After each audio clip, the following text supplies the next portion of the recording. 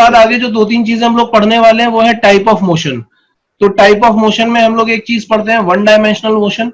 वैसे type of motion में one dimensional, two dimensional और थ्री डायमेंशनल भी होते हैं, लेकिन हम लोग जो चीजें पढ़ेंगे वो होंगी 1D एंड 2D। केवल ये दो मोशंस हम लोग पढ़ रहे होंगे, ठीक है, क्योंकि यही हमारे सिलेबस में है, तो हम सिर्फ इसी को पढ़ेंगे। आप पहले देख लेते हैं कि कौन से होते हैं, टाइप ऑफ मोशन में आता क्या क्या है। तो टाइप्स ऑफ मोशन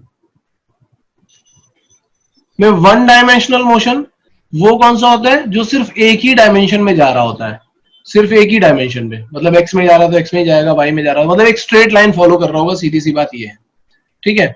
और एक ही कोऑर्डिनेट, मतलब आई कैप वो लोगे तो आई कैप में ही सब काम चलेगा, जे कैप लोगे तो जे कैप में ही चलेगा। जैसे एक ये पत्थर लिया मैंने, पत्थर को उछाल दिया हवा में, तो ये ऊपर तक गया और फिर इसके बाद ये पलट के वापस आ गया, ये एक ही डायमेंशन में सारा काम हुआ है।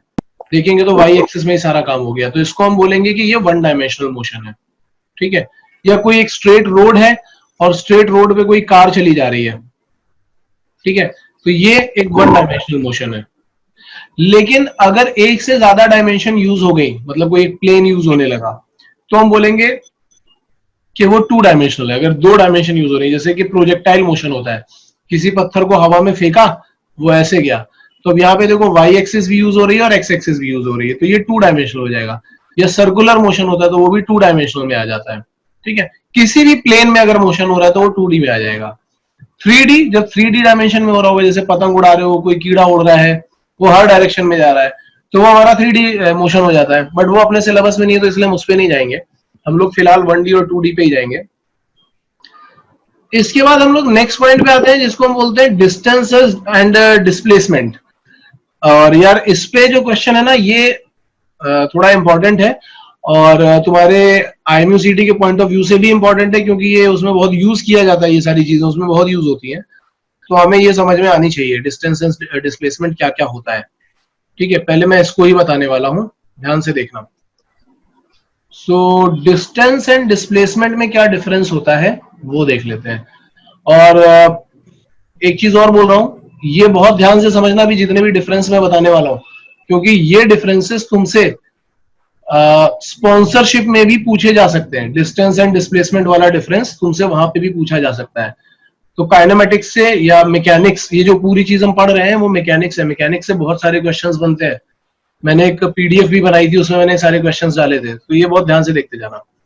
डिस्टेंस क्या बोल रहा है, डिस्टेंस बोल रहा है it is the actual path length covered by a moving particle in a given interval of time.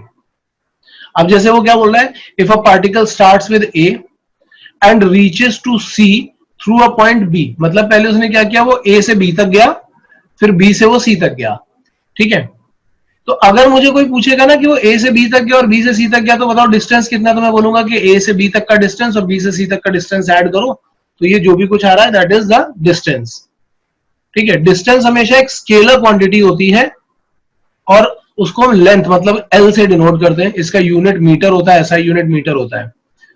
लेकिन डिस्प्लेसमेंट क्या है, डिस्प्लेसमेंट होता है, displacement is the change in position vector, हमेशा याद रखना, displacement is the change in position vector.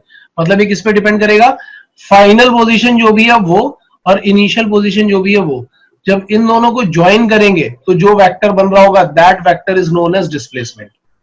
Displacement को इस बात से नहीं फर्क पड़ता कि तुमने कौन सा वाला पाथ यूज किया, तुम A से B, B से C गए, या A से B, B से D, D से E, E से C गए, उसको कोई फर्क नहीं पड़ रहा है।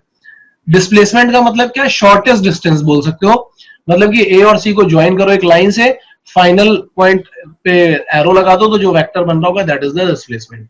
और डिस्प्लेसमेंट होता है एक वेक्टर क्वांटिटी, डायमेंशन इसका भी L होता है, यूनिट इसका भी मीटर होता है।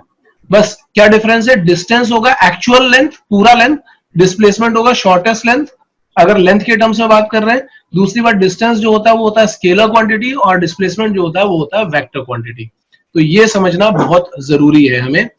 अगर हम यहाँ पे पूछेंगे कि डिस्टेंस कितना ट्रेवल किया, तुमने बताया 3+4, लेकिन अगर वो डिस्प्लेसमेंट पूछेगा तो तुम्हें यहाँ पे क्या करना पड़ेगा, अब तुम ये वेक्टर एडिशन यूज करोगे और वेक्टर वाला फॉर्मूला यूज करोगे तो इसका लेंथ तुम्हें 5 मीटर मिलने वाला है।